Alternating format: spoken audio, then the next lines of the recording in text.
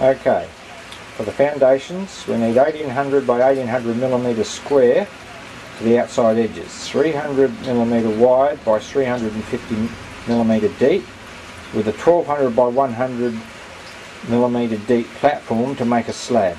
1.3 tonnes of sand gravel mix and 13 bags of 20 kilogram cement with a 1:4 ratio.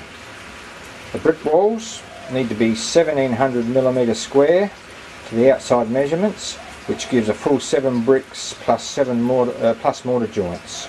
After the first row, place a plastic damp course strip, and don't forget to leave the front opening for the wood storage entrance. At 9 bricks high, place some metal sheeting on inside support columns to support the concrete slab. Continue bricks to 12 high and don't leave out the front bricks as previously done for the wood storage hole. Pour concrete slabs to approximately 1.5 brick height, more if you're going to have a thick granite slab at the entry to the igloo. Then place approximately 25 millimetre of sand on the slab and put in the thicker base bricks, which are 25 of them. If not using the bigger base bricks, then adjust the slab and sand heights accordingly. Base bricks are about 1.5 brick thicknesses. You'll need a half a tonne of sand gravel plus 5 bags of concrete for that section. The igloo entrance, make an arch support from a styrene block, 610 millimetre base by 305 millimetre high. 19 clay bricks are needed for that. Then cut 155 clay bricks in half. Draw a line through the half and then overlap from one corner to the other 15 millimetres and go across on an angle so that the centre line gives you an angle to put the bricks around the dome angle. You have to experiment to get the exact size if you need to. Use 50% clay and foundry sand mix with a splash of lime as a mortar. 2 by 20 litre pails of clay and 5 bags of foundry sand for the whole job, including the vermiculite clay sand plaster mix after the dome is finished, which is about 20 millimetre thick. Continue the outer wall and back of chimney wall for another 5 brick heights, leaving out the front bricks to access the igloo. Then place steel arch support and the arch support shape to take up exactly 2 brick heights. Use 11 by half bricks for the arch.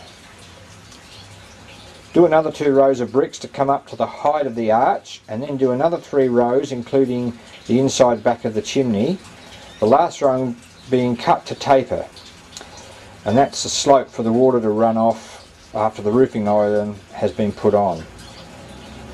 The row before the last tapered row needs to have the brackets cemented in to accommodate the roofing frame, and at this point also start the 2 brick square chimney bricks, continuing the chimney up to at least another 6 to 8 rows high.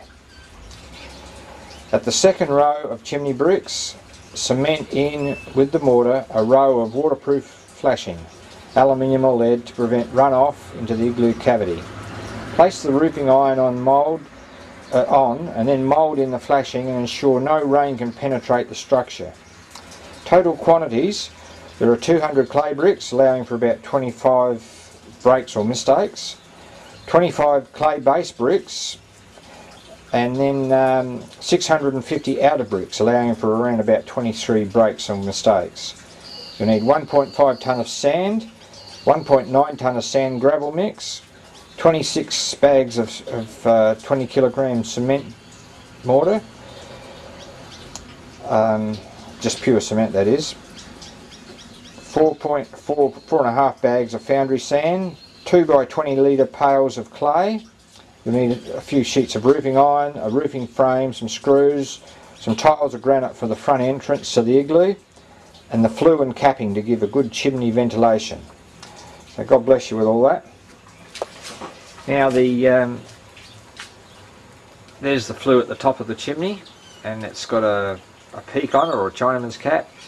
And coming over, I'm talking about the holes.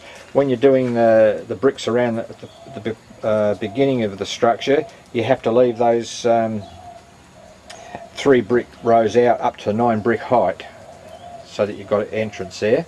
Then you do another 3 rows, which has got your slab poured into it, and then you have your 4 rows of bricks. Put your arch support in, the piece of steel, and then you go up another 2 brick rows and you put your half brick arch in. Then you continue up your 3 bricks after that, and you start the at this point here you start your chimney.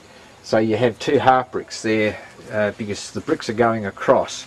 So when I was talking about starting your square bricks, what I meant was you've got your square at the front, but you've also got to go back across the back, that's the back of the chimney there. So that goes, you've got to do that after you put the arch in, of course, and you just continue that up with the front bricks. So inside of that, behind that chimney support, you've got your sand, which covers over the whole of the igloo, so it gives you more heat insulation. And I just put 3 tiles in there. They're the graphite tiles, but if you put clay in, the important thing to remember is that when you're scraping out the ash, you don't want to have your tiles or your granite higher than the where you're scraping it out, otherwise you get a build-up of ash there. So you've got to make sure that you get the clay base bricks and the tiles the same height. So if you're going to use granite, which is thicker, this is around about 12 to 15 mil. If you're going to use granite, I think the smallest you can get is 19 mil, so you have to sort of adjust that accordingly. Now you might not be able to buy the base bricks because they are a little bit harder to get hold of, and if you do use ordinary bricks, you just have to adjust the whole structure a little bit to compensate. So the back bricks go up, and then you've got up there the pieces of tin where you've just poured a little bit of concrete on top, probably about 50 mil, to give you a bit of a slope so that the smoke goes up and goes up into the chimney up there, and then you can see your bricks going across between the back of the chimney support and the front of the chimney support. So that's it up there. So that's basically all there is, and I